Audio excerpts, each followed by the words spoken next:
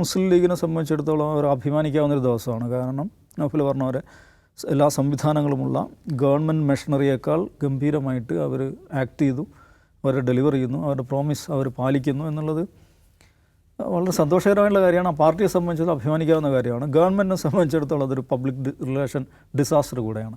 കാരണം എന്താണ്, ഒരു സേവിയർ മാൻ എന്നുള്ള നിലക്ക്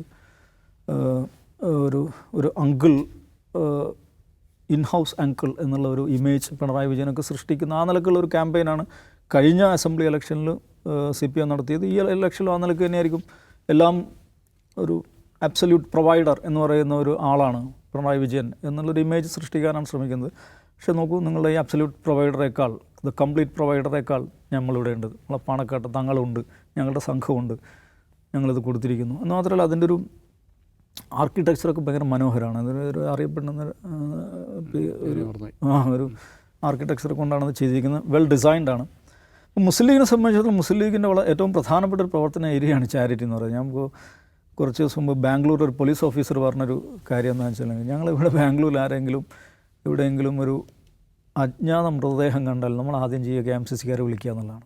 ബാംഗ്ലൂർ നഗരത്തിൽ ഒരു അജ്ഞാത മൃതദേഹം കണ്ടാൽ അവർ ചെയ്യുന്നത് എന്താണ്, KMCCയെ വിളിക്കുക. KMCC തന്നെ K എന്ന് പറഞ്ഞാൽ എന്താണ്, കേരള മുസ്ലിം കൾച്ചറൽ സെൻറ്റർ എന്ന് പറയുന്ന മുസ്ലിം ലീഗിൻ്റെ അവിടുത്തെ സംഘടനയാണ്. എന്തായാലും പറയുക, പ്രവാസി സംഘടന എന്ന് പറയുന്ന സെറ്റപ്പാണ്. KMCC ഇവിടെ മാത്രം നമുക്കറിയാം, എല്ലായിടത്തും ഉണ്ട്. മലയാളികളുള്ളിടത്തെല്ലാം ഇപ്പോൾ KMCC വളരെ ആക്റ്റീവാണ്.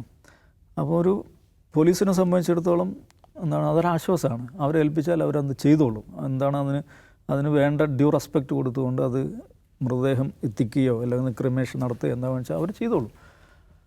അപ്പോൾ അതൊരു വലിയൊരു ബാഡ്ജാണ് ആ സംഘടനയെ സംബന്ധിച്ചിടത്തോളം.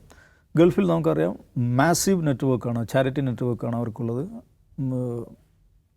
KMCCക്ക് ഗൾഫിൽ ഓരോ പ്രദേശത്തും കമ്മിറ്റി, ഇപ്പോൾ ദോഹയിൽ പോയാൽ Doha KMCC, Kozhikode Doha KMCC കാണും. അങ്ങനെ ഇവിടുത്തെ വടകര താലൂക്ക് KMCC ഇവിടുത്തെ സെറ്റപ്പിനനുസരിച്ച് അതേ സെറ്റപ്പ് ഗൾഫിൽ എല്ലായിടത്തും കാണും. അവരുടെ എല്ലാം ഈ പറയുന്ന ചാരിറ്റി നെറ്റ്വർക്ക് എന്ന് പറയുന്നത് അത്ഭുതകരമാണ്. അതിൽ അസാധാരണമായിട്ടുള്ള മികവ് കാണിക്കുന്ന ഒരു സംഘടനയാണ്. നമുക്കറിയാം, ഇവിടെ ഈ മെഡിക്കൽ കോളേജ് ജംഗ്ഷനിൽ പോയി കഴിഞ്ഞാൽ CH സെൻറ്റർ എന്നുള്ളത് അതിൻ്റെ ഒരു പ്രവർത്തനം വൈപുല്യം എത്രയാണെന്ന് നമുക്ക് മനസ്സിലാവും. ഇവിടെ മാത്രമല്ല, എല്ലായിടത്തും ഉണ്ട്. തിരുവനന്തപുരത്ത് പോയാൽ കാണാൻ പറ്റും.